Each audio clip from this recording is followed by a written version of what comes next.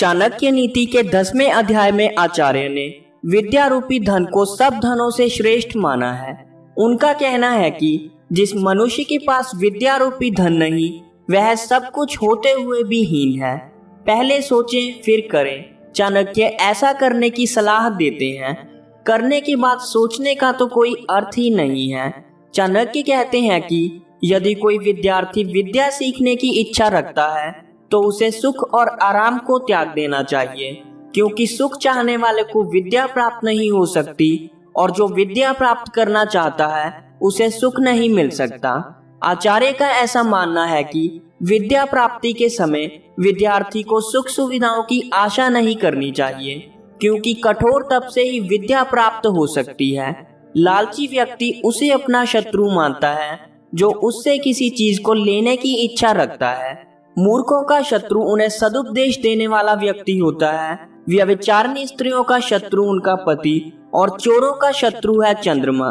चाणक्य इस अध्याय में फिर से कहते हैं कि मनुष्य को विद्या रूपी धन को प्राप्त करना चाहिए, धनशील होना चाहिए और धर्म से युक्त होना चाहिए।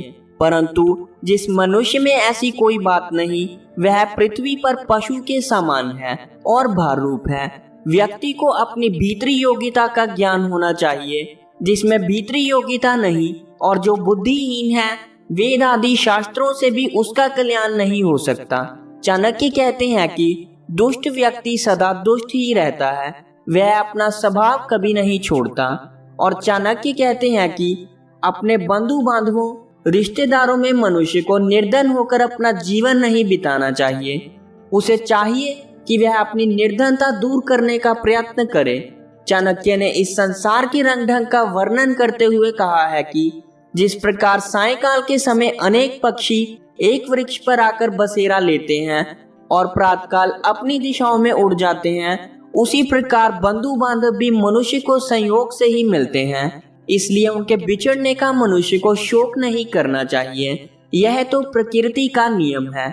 चाणक्य मनुष्य की बुद्धि को ही उसका सबसे बड़ा सहायक मानते हैं। उनका मानना है कि जब परमेश्वर ही संसार का पालन करने वाला है तो जीविका की चिंता क्यों।